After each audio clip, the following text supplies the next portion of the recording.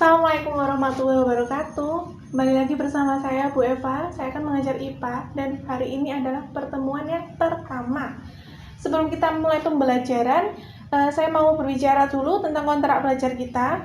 Kalau misalkan ada siswa yang telat mengumpulkan tugas pada hari itu dan telatnya misalkan 1 hari, maka dia akan dikurangi minus 5. Jika dia telatnya 2 hari, maka dia minus 10 dan seterusnya. Jadi saya mohon sangat sekali kalian harus tepat mengumpulkan tugas kalian. Oke, sudah selesai ya. Kita mulai saja kegiatan pembelajarannya.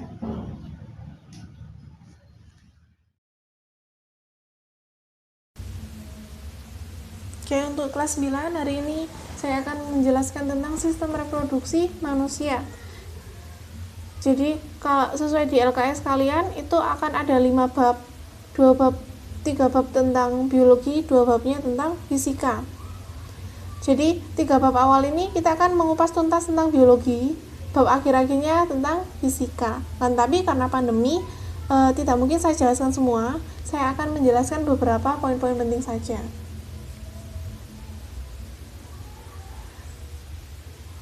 Oke, sistem reproduksi ya, kenapa sih makhluk hidup itu harus bereproduksi? Nah, jawabannya karena makhluk hidup itu harus menghasilkan keturunan yang memiliki dasar seluler.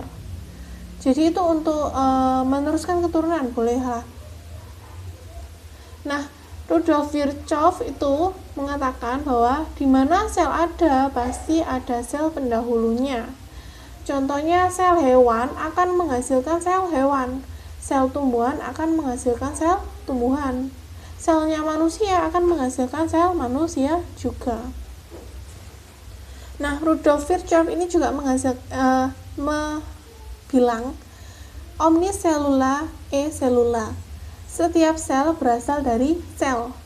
Gak mungkin ada manusia yang melahirkan robot, gak mungkin ya. Atau robot yang tiba-tiba melahirkan hewan, nggak mungkin, karena robot itu tidak terdiri dari sel, akan tapi terdiri dari benda mati. Nah, kelangsungan kehidupan itu dapat didasarkan pada pembelahan sel atau reproduksi sel. Nah, apa sih pembelahan sel itu? Pembelahan sel itu punya peran. Perannya yang pertama, berperan dalam reproduksi, pertumbuhan, dan perbaikan. Yang kedua, berperan dalam mendistribusikan kumpulan kromosom yang identik ke sel anak. Jadi, pembelahan sel ini yang membuat kenapa kok kamu hampir mirip sama ibumu. Kenapa kok hidungmu itu pesek, maka orang tuamu mungkin juga pesek, seperti itu. Nah, siklus sel ini nama lainnya adalah mekanisme pembelahan sel. Siklus sel itu seluruh urutan kejadian mulai dari membelahnya nukleus sampai membelahnya nukleus berikutnya.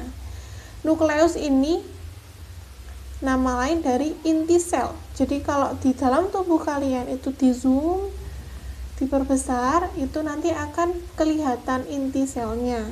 Nah, inti sel tadi itu akan membelah, kemudian membelah lagi, terus membelah. Nah, kalian pasti mikir, kalau terlalu banyak inti sel, terus tubuh saya gimana? Baik-baik saja apa enggak? Itu kalian nggak usah khawatir, karena inti sel itu punya masa hidupnya.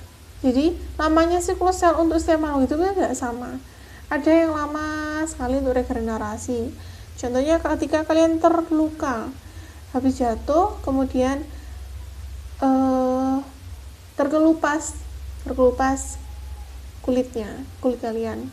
Nah, di situ setelah beberapa hari akan tumbuh kulit lagi. Nah, itu yang antara kamu dengan temanmu itu pasti akan berbeda, karena mungkin antara makanan yang kalian makan itu berbeda, atau vitamin yang kalian makan itu juga berbeda. Reproduksi sel itu ada 3 jenis. Yang pertama amitosis, yang kedua mitosis, dan yang terakhir adalah meiosis. Amitosis, kalau ada huruf A di depannya, maka dia itu tanpa melalui tahap pembelahan sel. Jadi amitosis itu reproduksi sel tanpa melalui tahap pembelahan sel. Jadi kalau ada A-nya itu tanpa ya. Umumnya terjadi pada sel yang bersifat prokariotik, contohnya apa aja? Bakteri dan ganggang biru. Yang kedua, mitosis. Kalau tadi ada A-nya itu tanpa pembelahan sel, kalau nggak ada A-nya, mitosis saja, itu melalui tahap-tahap yang teratur. Biasanya terjadi pada sel-sel yang bersifat eukariotik. Nah, ini ada beberapa fase. Yang pertama profase, metafase, anafase, dan telofase. Dari telofase ini dia akan kembali lagi ke profase. Tapi dari telofase ke profase ini mengalami proses istirahat, namanya interfase. Yang ketiga yaitu meiosis. Kalau meiosis itu pembelahan reduksi terjadi hanya pada fase reproduksi seksual atau pada jaringan nutfah. Ini meiosis. Kita bahas dulu yang mitosis. Ini ya, ada 6 tahap. Yang pertama interfase. Interfase tadi ini kan masa istirahat. Setelah itu mulai lagi dengan profase. Setelah profase di sini metafase, setelah metafase ada anafase, dan yang terakhir telofase. Kemudian dia istirahat lagi, prosesnya ke interfase lagi, balik lagi ke profase.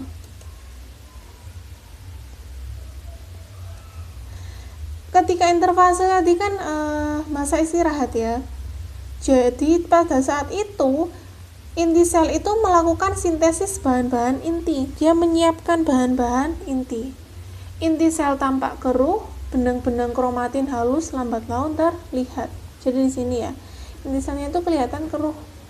Benang-benang kromatinnya itu juga lambat laun terlihat. Pada saat ini, pada fase interfase, sel siap untuk membelah diri. Jadi itu belum membelah diri. Selanjutnya profase. Profase itu terjadi saat sentrosom dengan sentriom mengalami replikasi dan menghasilkan 2 sentrosom. Selanjutnya akan bermigrasi ke sisi yang berlawanan dari inti. Jadi mulai misah ya. Dia itu mulai misah ke sisi yang lain. Kemudian terbentuk benang-benang spindle. Dan juga benang-benang kromatin akan menebal menjadi kromosom. Tiap kromosom itu akan mulai menduplikasi diri menjadi kromatid, sehingga nanti membran di sekitar sini akan hilang. Kemudian metafase. Ketika metafase ini kromatid berjejer teratur di bidang pembelahan atau bidang ekuator. Jadi ini di sini tuh ada kromatid berjejer di sini. Bagian tengah sel membentuk keping metafase. Jadi bagian tengah ini juga membentuk keping metafase di sini ya. Kemudian anafase. Jadi di sini masing-masing kromatid akan memisahkan diri dari sentromer. Jadi kalau tadi itu terpisah di tengah, ini. Jadi kalau tadi itu di tengah-tengah itu ada seperti bagian tengah berwarna hitam, nanti di anafase itu akan terjadi proses pembelahan di sini. Masing-masing kromosom membentuk sentromer dan akan tertarik oleh benang-benang kinetofor atau gelendong menuju kutub sel yang berlawanan arah. Jadi ini ada yang ke kiri dan ada yang ke kanan. Setelah itu telofase, di setiap kutub sel terbentuk pasangan kromosom yang serupa. Jadi sudah ada 2 Seperti awalnya kan cuma satu ya, setelah terbelah menjadi dua seperti ini yang hampir mirip, benang-benang gelendong lenyap dan terbentuklah membran inti. Jadi bentuknya seperti ini.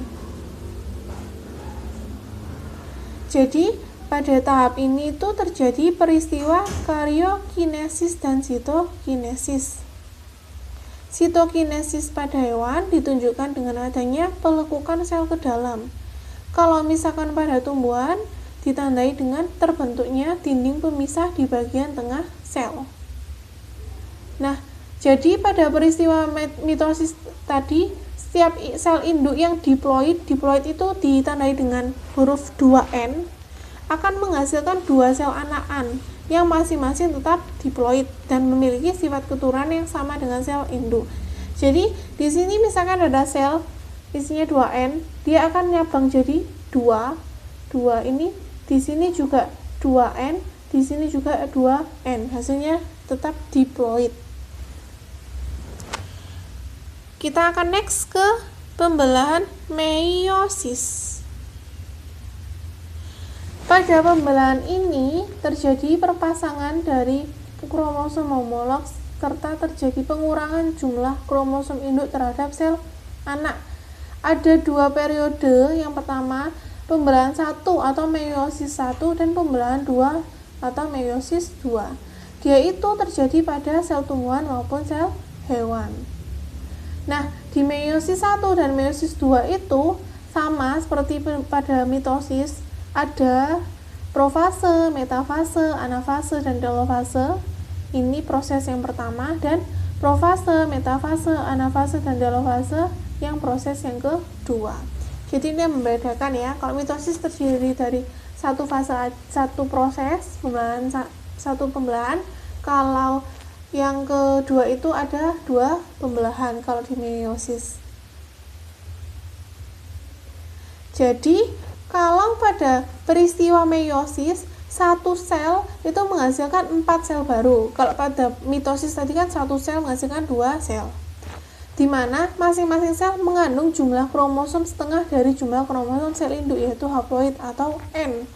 Jadi kalau di meiosis, jadi misalkan ini ya, ada bulatan, dia akan beranak menjadi 4. Nah, satu anakan atau satu bundaran ini akan sifatnya itu haploid atau N. Berbeda sama peristiwa mitosis, pada meiosis itu antara telofase 1 dengan profase 2 tidak terdapat fase interfase. Jadi, kalau tadi di mitosis dari telofase ke profase ada fase istirahat. Kalau pada meiosis, pada pembelahan 1 dan pembelahan 2 itu enggak ada istirahatnya. Jadi, setelah selesai telofase 2 dilanjutkan ke profase 1, barulah terdapat interfase. Jadi kalau misalkan dari proses pembelahan 1 ke pembelahan 2, sel ini nggak mau istirahat, langsung aja terobos ke pembelahan 2. Nah, setelah pembelahan 2 ini kan nanti akan balik lagi ya. Sel itu akan terbentuk sel baru, nanti terjadi pembelahan 1 lagi. Nah, di antara terbentuknya sel baru tadi ke pembelahan 1, dia itu ada fase istirahat, namanya fase interfase. Nah, peristiwa meiosis itu dapat dilihat pada pembentukan gamet pada tumbuhan dikenal dengan sebutan makrosporogenesis atau megasporogenesis dan mikrosporogenesis. Pada hewan dikenal dengan sebutan oogenesis dan spermatogenesis. Ini akan kita bahas pada bab selanjutnya. Ini gambarnya ya. Meiosis pada tanaman. Mula-mula tanaman itu selnya seperti ini. Ini selnya.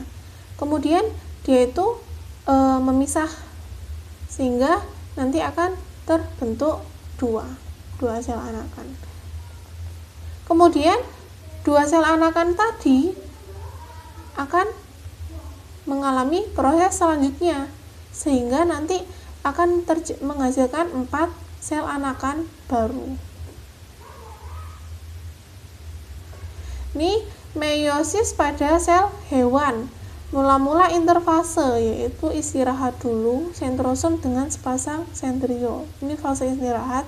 Setelah itu Profase 1, tempat pindah silang. Jadi ini mulainya kayak gini, dia akan bersilang-silang. Kemudian metafase 1, dia akan bergerak mendekati ke kutub-kutubnya. Kemudian ke anafase 1, ada kromatid saudaranya. Nah, setelah tadi lanjut ke telofase 1. Jadi tadi itu meiosis 1. Setelah itu ada meiosis 2, pembelahan yang kedua. Jadi hasil dari pembelahan pertama itu kayak gini. Dia akan membelah lagi jadi profase 2, metafase 2, anafase 2, sehingga dapatlah telofase 2. Jadi ada 4 ya. 1, 2, 3, dan 4. Oke, sampai sini sudah saya akhiri penjelasan tentang pembelahan sel.